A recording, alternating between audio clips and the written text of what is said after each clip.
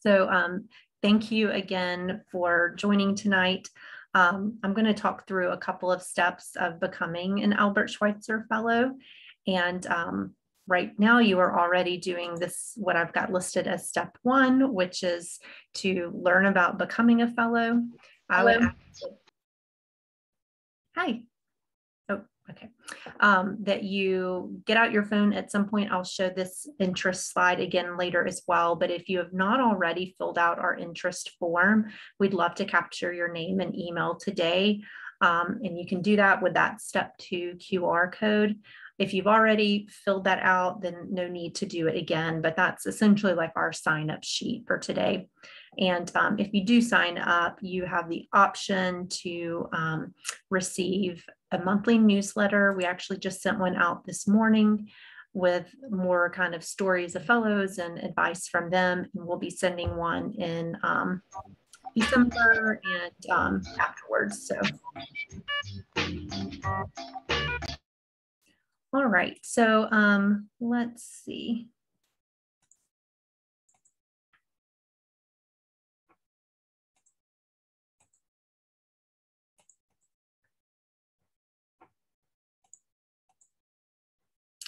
So up top here, you'll see a couple of questions that we did have included on that interest form. When you submitted, we ask you like what questions you have that we can answer for you. And these were a few that had come in recently. The ones at the bottom, we kind of typically get. And so we'll also try to make sure that we cover those. And then of course we'll hold time for Q&A, but at any point, feel free to, stop us and we will answer them as we go. So big picture, our mission is really about preparing you. We know that you are the future leaders that our communities need, and we want to make sure that you have both skills, but also a commitment to working with underserved populations after you finish your graduate programs.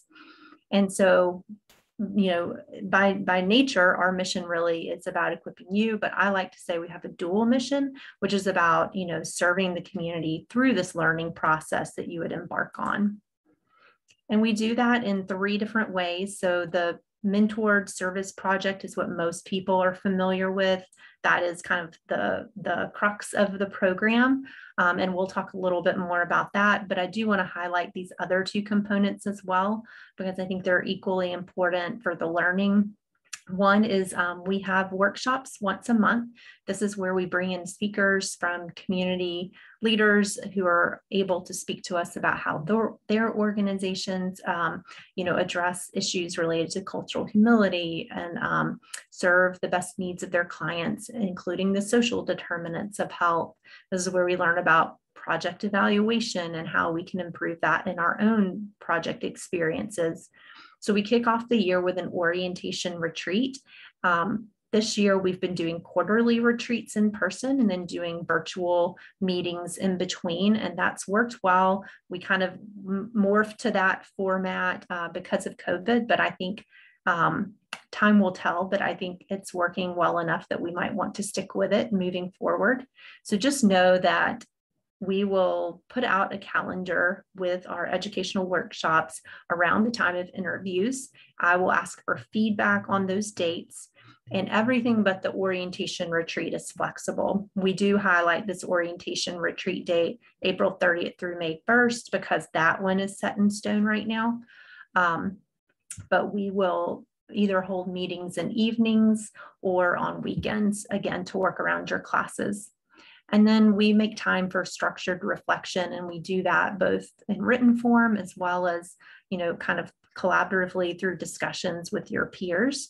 I will say that end of year when we do surveys, people, I think, take away the most from what they learned from each other. So that is a way that we try to build in time for that. But going back to the project is 200 hours, and you'll hear from Malik shortly about sort of how he makes time for that. You'll also hear more about sort of the planning versus the administration of a project. he will talk more about how he collaborated with the community organization, but we say that word a lot, collaborate, and that really begins from that point of project formation. So when you're coming up with your topic, we want to make sure that our hosts are involved in deciding kind of what they need and how they think it could best be addressed. And so while I certainly don't want to present these as limitations, I did want to just say a couple of common themes that our fellows oftentimes address with their projects are things like social well-being, healthcare access, youth empowerment, and nutrition and food access. So from top left and kind of running clockwise, those are some examples of those kind of domains. We've had projects working with caregivers of individuals with disabilities, actually 2 projects in 2 separate years. We've had Josh and Allison are pictured regarding a mobile testing unit. They helped BAO pilot 1 year. We have had several students involved in like career exploration and mentorship programs in schools. And then again, food access and nutrition education have been core components of several projects, including this one, which was in Tuskegee. It was using gardening to help teach kids and expose them to different foods, but we've had similar projects happen in after-school programs to school-based settings with community food bank, et cetera. So another thing that you can kind of get inspired by reading about, that's step 3. If you go there, that's actually going to take you to our news page. And I point that out because we do, more kind of in-depth stories about our fellows there. There's usually about 1 or 2 a month added to the website. And there's also an annual report. If you scroll all the way back to like maybe June or July, that would be a way to look back and see, well, what did last year's fellows accomplish? So if you're just trying to get a sense of like the scope of a project, that is another option. And then lastly, I'll just point you towards our website. We've had over 80 fellows, and I unfortunately can't go into detail about all of them, but if you scroll there, you can actually see a list of the names, the disciplines that were represented, and then a small paragraph explaining what each student set out to do, or in the case of our alumni, what they even accomplished at the end. But what I know you're going to be most interested in is hearing from an actual fellow. So I want to turn it over to Malik and let him share more about his process of becoming a fellow, selecting his project and site, and then also to answer that question that was raised about how is it preparing him for his future career. So Malik, I'll be quiet now. Okay. Well, first of all, hello, and for me, it's good morning. But so I just kind of want to go through a little bit of my process. So I guess for me, the biggest portion was narrowing down what I actually wanted to do. Just because I think even looking at the website, especially the asfalabama.org/fellows is kind of where I started. So one, just to see what the scope of the projects were, and just seeing the diversity amongst the previous fellows, it kind of helped me pick an idea of what am I actually interested in doing. Just because one thing you'll notice, especially about people in the organization, is there are a lot of different passions and interests. And I think one of the big things for me is you can't try to save the world unless you start with one thing at a time. So I think that's one of the first things, just kind of figuring out what you're actually interested in and coming up with a plan. So for me, I enjoyed working with diverse communities, teaching and engaging with people from different backgrounds. And that's kind of how I actually started my process of narrowing down what I actually wanted to do. For the process, it was pretty straightforward. I think the application, which I don't know if they've got an application yet or if it's live. Yeah, I would definitely start on the application early.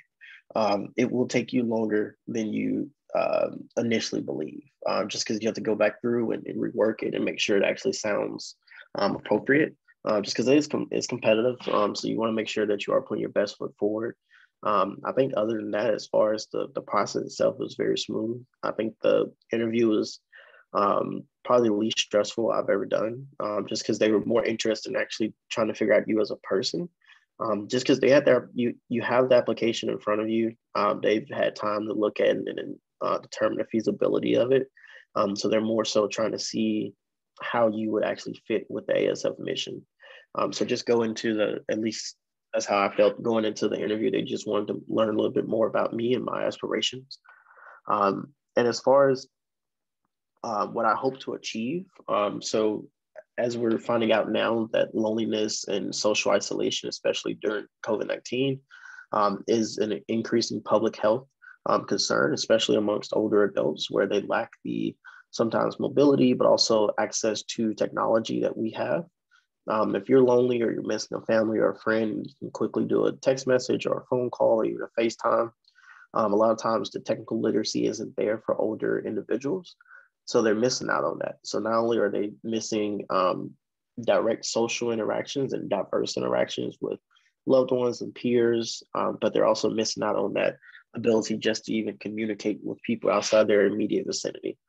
So my goal was pretty short, is to essentially use technology as a way to implement diverse social interactions for them, and also use technology in a way that allows them to become a lot more connected within their peers, within their community, and with loved ones.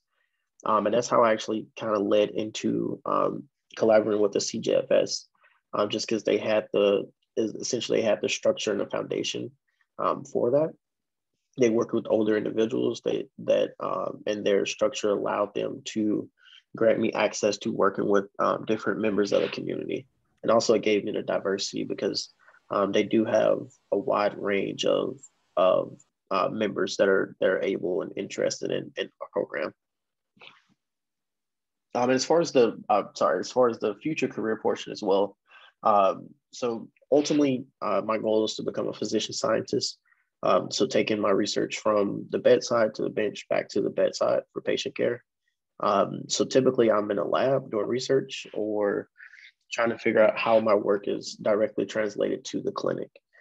That doesn't leave a lot of time for personal or social interactions. So I've actually, throughout this process, I've noticed that I would actually meet some of the categories for social isolation, not necessarily loneliness, just because I'm pretty good about keeping in contact with people and seeing people regularly, but I would meet some of the risk factors for being socially isolated. And a lot of people in science would as well. So just being able to, just for personal reasons, be cognizant of that and making sure that I keep my own sanity and making sure that I can keep up with those social connections has been incredible, but also showing that this is not only a public health concern for older adults, but also people that fall within my age group, which is 24. So I think those have been some of the most eye-opening. And as far as career, just being able to have this interaction with one different age population that I would normally work with, but also to have more of those humanistic connections that I don't typically get outside of science. So I think those have been pretty great deals in my experience, and they come with their challenges. So that's to be expected. Thank you, Malik. We're going to hear now from another fellow, and then Malik and Jenai will both be available to tell you a little bit more and also answer your questions. Let me see. Jenai, can you unmute and join? Yes. Hello, everyone. My name is Jenai Bostic. I am, oh, sorry, were you about to say something, Ms. Botts? Okay. My name is Jenai Bostic. I'm a D3 at UAB School of Dentistry, and my project is with Sparks Dental Clinic. So my best friend, Carolyn Grace, and I, we took a class called Special Patient Care, and we saw there was a discrepancy between current graduated dentists servicing the special needs population. And so we wanted to kind of bridge that gap to make them feel more comfortable to actually service the population. So for us, our goal was to increase the capacity for individuals with autism, Down syndrome, and cerebral palsy by using these three things. So we decided to do a storyboard, which explains the process of the dental visit. So patients with these special needs, they have an increased fear and anxiety coming to the dental appointment. So just having something they could walk through before kind of calms them nerves. We also are working on a video story. We're halfway done editing it. So basically it's a video story that we'll send to the patients and the caregivers before their appointments. Like, hey, this is how the chair goes down and you will hear this noise and water such as that. Sorry, my computer is dying. Let me just put a charger on it. And then we do additional training modules for the School of Dentistry. So currently there's not a lot of information right now for current dental students to service this population. So we want to do more training modules so current students can feel comfortable. Additionally, we want procedures integrated into the clinic to notify patients and caregivers about how they access and prepare the videos. So like, was it through phone, text, mail of upcoming appointments? So that's something we'll really be doing after January. So what we want by April is 12 out of 20 patients with special needs at Sparks will feel more comfortable. And we'll be marking these by behavioral markers. So basically like they'll come in for one appointment, we'll see how they are, engage their comfortability. Like, can they sit in a chair? Do they listen to the dentist? Will they open their mouth? So we'll compare how they were before the video story and after. And we want 30 out of 50 students to feel equipped to complete their rotations at Sparks Dental. So basically bridging that gap again. So before we start rotations at Sparks Dental, which is in our 3rd year, we want them to be comfortable in that 3rd year instead of just kind of throwing us in there. So that's our whole project. It's a lot, but it's getting there. And one thing I don't think I pointed out when I was describing the projects that students do is that we try to really start with this question of like, what's the outcome that you as a fellow are going to be seeking in partnership, with your organization. And so these 2 slides hopefully show you a little bit of that, kind of a look behind the curtain, that it's not just about doing some activity that seems good and nice and hopeful, but like really defining what does help look like what does success, how are we all agreeing that success looks. And so for Malik's project here, you see, it was really about both increasing social interactions, but then also these quantitative improvements.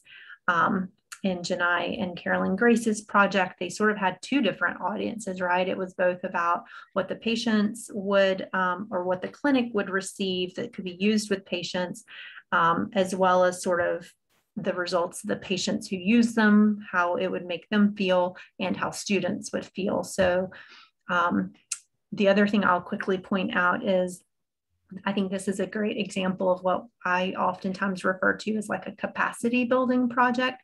So most Schweitzer projects are about, serving the needs of clients in a direct way, but you can also do something that your primary audience may be the clinic staff or the organization staff.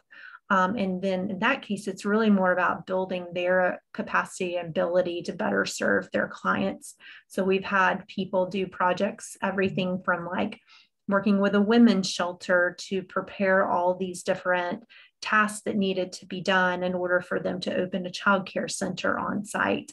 Anyway, I could think of others, I'm sure, but just know that your kind of target audience, if you want to use that terminology, can either be the patients themselves or the providers.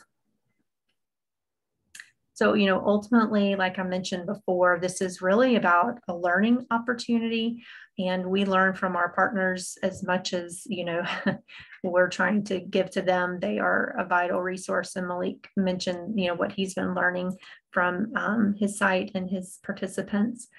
We also hope that the stipend can just help offset the time that we know people are devoting And I think another benefit is just the fact that we are one of 13 sites around the country. And so you become part of this national network. Each year, there are around 200 to 250 fellows, and there are some opportunities to connect with them across the chapters. And then once you graduate, we really like to emphasize that this is your entry year, and then you will be fellows for life. And there is a growing array of opportunities to stay plugged into the Schweitzer Fellowship Network that are just fun and interesting. The pictures you see here, this is probably another good example of a project that had both capacity building and direct service.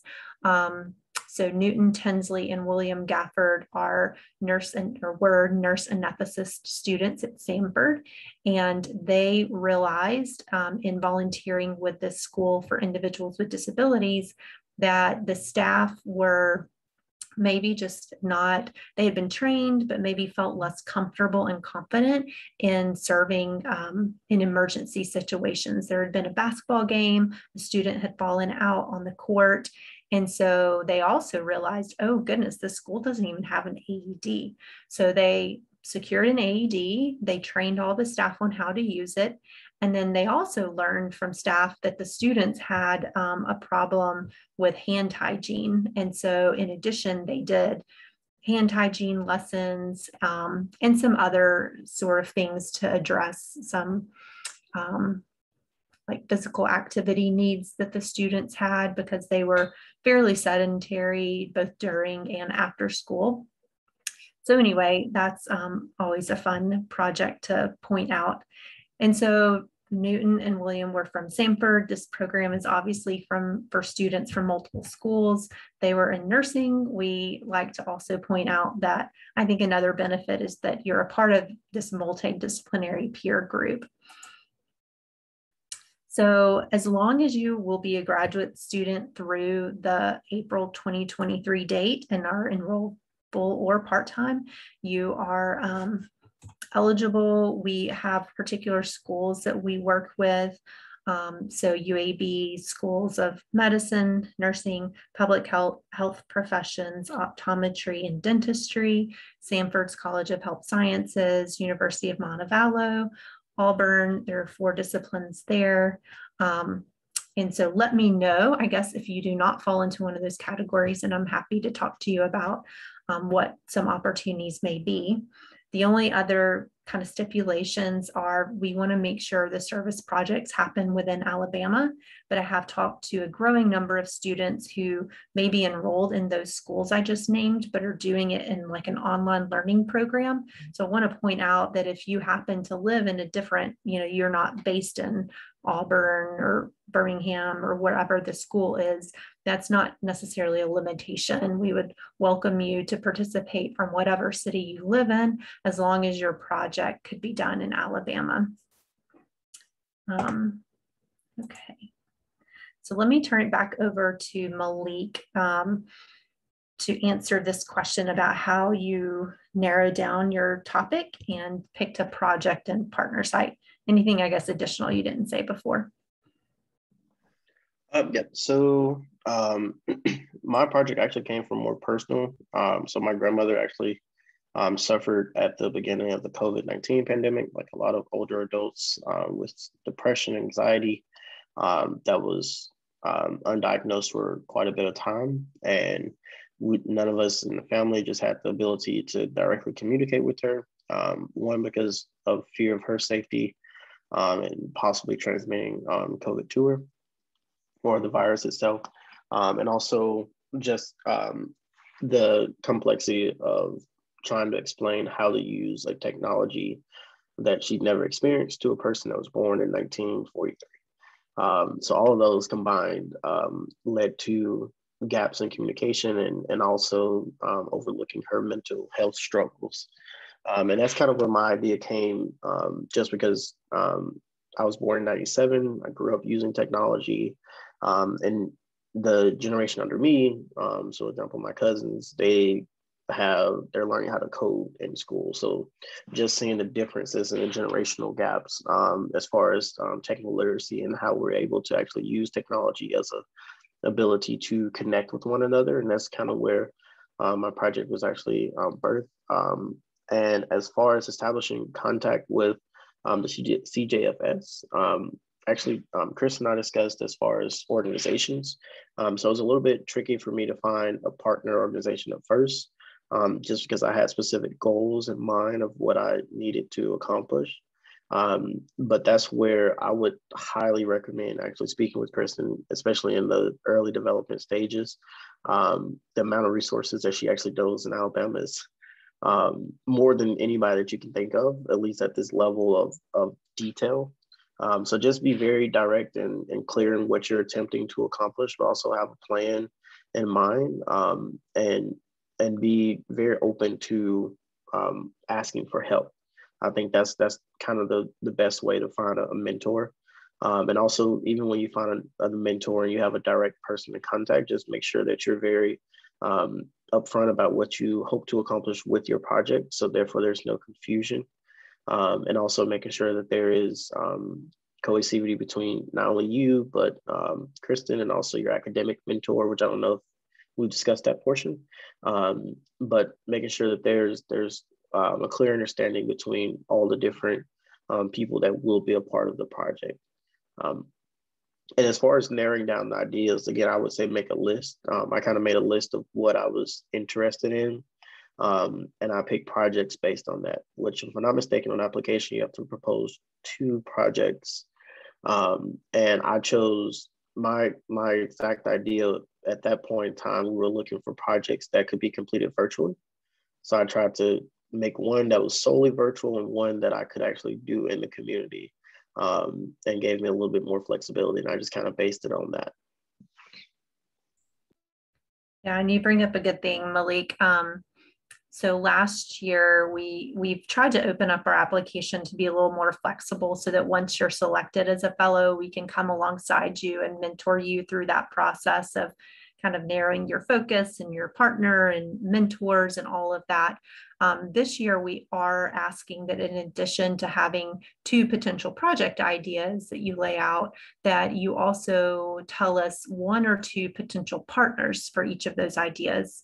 So we're not asking you to secure a definitive commitment from them, but we just want to see that you've put some effort into looking into like, well, who else is addressing food insecurity or social isolation or, clinical access for individuals with disabilities. So again, that can change once you get selected, and it will certainly be narrowed down and solidified, but it's going to help just get that process started a little bit. With that, I'm going to ask Jenai if she can share advice about time, just balancing this with all of her various commitments. And then Malik, if you have anything to add in after Jenai, feel free. Yes, everyone. Time. So like I just got out of clinic. So as you can see, I still have like my scrub cap on. So time is very crucial. So each group partner, even if you're doing single, you have to do 200 hours. And I know with clinic for us, because in our 3rd year, we start seeing patients. So we're in school from 8 to 5 seeing patients. So we have class from 8 to 9, patient from 9 to 12, class from 1 to 2, and then patient from 2 to 5. So it's a lot going on, but we still make time for ASF. So if we can do it, you can do it. So what we normally do, we meet during lunch, recording our videos. We started going there Saturday mornings to record videos sometimes. We started editing and doing clips either during lunch or Sunday mornings, because editing takes a while, y'all. I don't know if you ever like edited a video, but it takes a while, adding the text, the music, making sure you can hear somebody, adjusting the sound. So we usually do that for Sundays because it does take a lot of time, and actually getting to the place to record it takes a lot of time. We balance it with school and work. Carolyn and I are just honestly just very organized. So we have a planner. So like tomorrow, we know we're meeting during lunch to upload more of the clips. So like that's an hour. So after we see our patients, we'll rush, get some food real quick, probably eat while we edit, and at least get an hour worth of editing, because we know we have checkpoints to meet with our mentor. So like, for example, we know Thursday during lunch, we're meeting with our mentor. So Malik kind of touched on that. Like, you have a site and academic mentor. So our site mentor is at Sparks. So we'll meet with him and make sure that he check points and that he likes what we have going forward. Do we need to change anything? If he wants to change anything, we have to delete clips, add it. We already had to delete some clips and add it. So honestly, you just got to be very organized. Monthly meetings, again, just putting that in your calendar, trying to like put time out. Of course, things happen. Like, for example, today, like I was kind of late coming from clinic, but just still being, keeping your priorities first. I definitely love a partner project. Carolyn and I are both individually putting in hours because our project is just very dual approach, and it does require 2 active hands on deck all the time. So recording, editing, somebody being there, somebody shadowing, starting the project for the dental students, and making sure we're on our timeline that we devised, because Carolyn, Grace, and I said we wanted the video done by December 1st. So we're actually like right at our time marks. So we did put in a lot of work. We did shadow. So just making sure you put your priorities first, putting things in your calendar, and it does work out. It sounds like a lot, but it does work out. When you love what you're doing, if that's your passion, you always make time for what's your passion. Thanks for saying that, Jenai, about the partner project. So we offer, if you look at the application, you'll notice it's slightly different, whether you're applying as an individual or a partner. So that's a decision you can make on the front end. And we make the assumption that partners are splitting the time. So we ask that you both still put in 100 hours of direct service, but then you get to share all of the kind of administrative planning responsibilities. However, if we have partners that say, no, our project needs us both to be full 200 hours, then we're like, great. The only difference is sort of how we approach the stipend. So if you're splitting the hours, we, prorate the stipend. And if you're both doing it, then we pay 2 full stipends. So that's really the only difference. But just be aware that if it feels a little overwhelming in terms of the time commitment, a partner project is a potential way to kind of mitigate that and relieve some of the, I think also just like mental stress of feeling like it's all on you. That's an option. The other thing, once we identify sort of who your partner is, or if you're narrowing it down, we'll encourage you to go and shadow as early as March and start to get to know the sites, make sure you think it'll be a good fit. And so all of that time in March and April, as you're doing that, that's also starting to accrue towards this 200 hours. So just think about it as, you have a full like 12 to 13 months to do this. So I usually tell people it's going to break down to roughly 4 to 5 hours a week if you were to spread it out evenly. However, we do have some people who, just by nature of their project, or maybe they're aware of kind of the fluxes of when they're going to be more or less busy in their academic program, they may decide to do something that's heavier in the summer, heavier in the fall. So know that you also have that flexibility. It doesn't have to be done evenly distributed. So that's another thing that I'm here for, is just to help you think about kind of the nuances of your project and your schedule, and make sure that we've got a system that's going to work for you. Malik, did you have anything to add? I think that Jenai is really good as far as you just kind of have to make it a priority. Also pre-planning as much as possible. I know I wanted to do like videos with my participants, so I made all my videos ahead of time. I will say one of the biggest mistakes that I made is you are working with people. And you are working to meet a specific need in the community. So I would highly recommend not pre-planning your entire project, because it is going to change, and to get feedback from the people that you're actually going to be working with. I would say that is something I if I could go back and talk to myself, that would be one of the things I would say.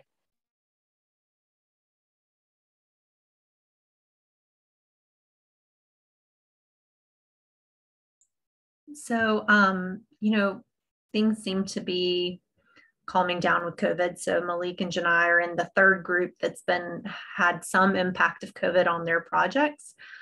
We've tried to learn, and like I mentioned, I think the meeting format is something that we'll probably adopt in some format.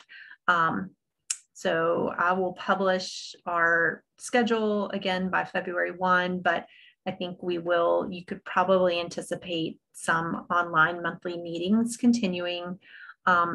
I will kind of ask that people who are not vaccinated do a project that would be virtual, or that you would commit to ongoing testing. I think it's just something that we as an organization who are focused on health really need to have kind of high standards for. And right now, vaccination is the best way that we can protect our clients and our sites. And so the expectation is that people would be vaccinated, but there are some workarounds if people are unable or unwilling to do so. And the other thing I would say that has kind of come about because of COVID is, more interaction with other chapters. So if you're interested in looking for ways to connect with this national network, just know that, we do try to have 1 or 2 meetings a month now. 1 or 2 meetings a year that are co-hosted with other sites. And so that's, I think, a fun outcome of this. But to Malik's point, we had asked last year's cohort to plan a project that was virtual, and we're not asking that this year. I think we are starting with the assumption that most organizations seem to be providing services, face to face again. So, so you don't have to, kind of have that additional caveat in mind. So, the selection process is pretty straightforward. You will apply by February 1. We will notify you if you've received an interview.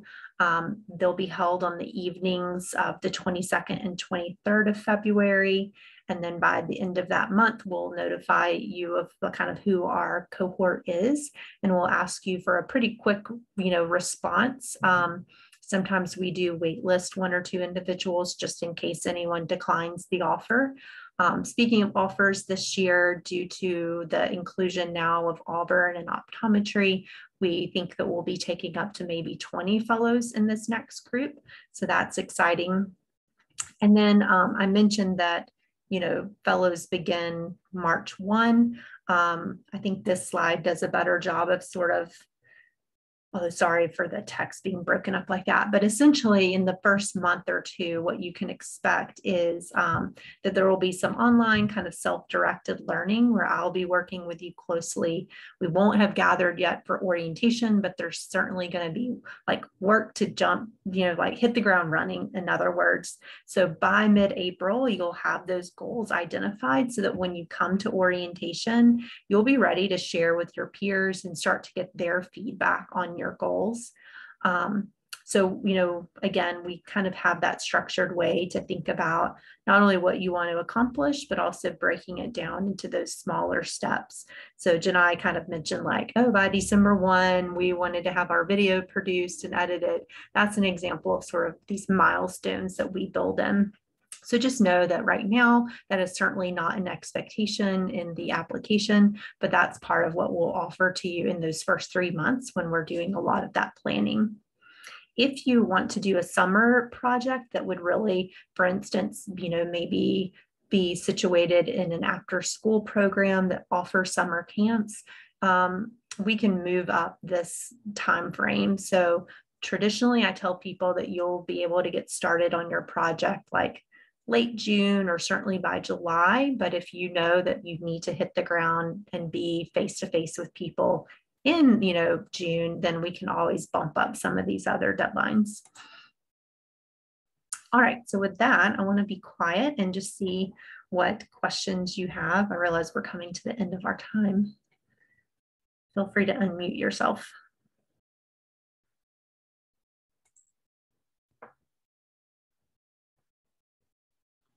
Hi, I have a question. So hi, my name is Megan. I'm an optometry student. So thank you for extending this program to optometry this year. We love to be included. But I had a question about, in terms of the project, if you're someone kind of like me, like my mind's in a bunch of different directions, is it okay if you don't have, by the time you apply, like exactly what you want to do? I know you said you put 2 different projects on your application. Is it okay if those are more generalized, or do you kind of need 2 definite projects that you would be happy with either one, and then if you're selected you pursue one of those 2 projects? Or is it kind of something that in those first 2 months of education and meetings, like you said, your projects can kind of develop, change form, and go into a different avenue, if that makes any sense? It does, and that's always a tough question, because part of it is, yes, we want you to still be open to sort of adapt your idea as you get more data and information from your partners. But the other thing that I have to keep in the back of my mind is I really view my job as preparing y'all to be the best applicants you can be, to put it in front of our advisory council. So ultimately, I'm not the one, sort of making all these decisions. We have a group of people who do that.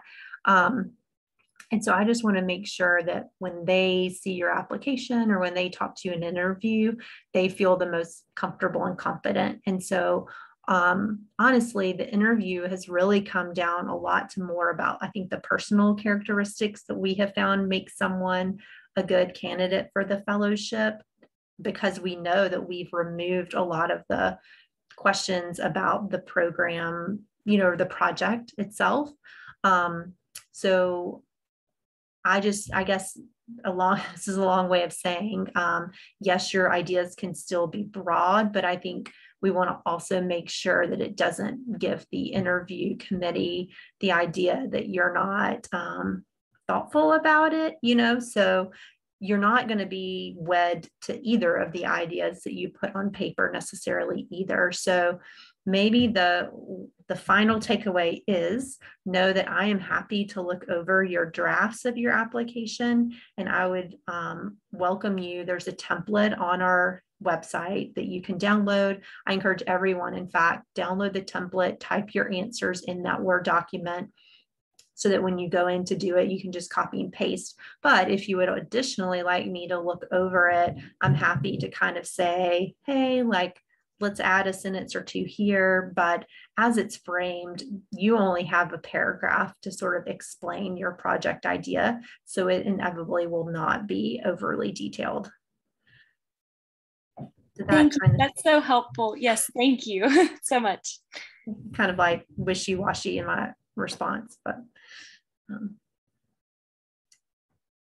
who else? That's great.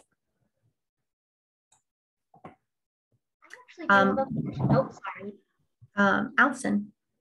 Yes, thank you. You can call me Allie, but I had a question regarding project partners, and I apologize if you said this earlier. Do they have to be partners in the community, or can they be a university organization? Great question. We've certainly had university organizations. Yes. So last year we had a student at Blazer Kitchen. We've had students at various clinics at UAB. We've had a student with Auburn who served with their Auburn Cares Network. So yeah, if there's a need in a population that's underserved, you're more than welcome to develop a project with them. Thank you. Mm-hmm. So I mentioned available to look over your drafts. I'm also doing something next week on the 17th. For those of you who are in the Birmingham area, I'm just going to kind of set up shop for a little while at O. Henry's Coffee by the Brookwood Mall, and, come join me, have some coffee. I'll answer your questions, or if you've gotten to the point of putting, ideas on paper, I'm happy to look over them. I'll be doing a similar thing again in December and another one in January. So there will be several office hours that you're welcome to join. And then the other thing I'll point out is just that we've saved these recordings on YouTube. And while a lot of the information is going to be similar, if you want to just kind of scroll through, find the fellows where they're speaking about their projects, that's another great way just to hear more perspectives. And the last thing I'll say is our social media. I think we have a pretty active social media presence. And for the next few months, there will be a heavy emphasis on recruitment and just telling the stories of fellows and supporting those who are interested in applying. So please check out any of those. And anything else? I guess I'm just trying to be mindful of time. I think I told y'all we would wrap up by 6:15.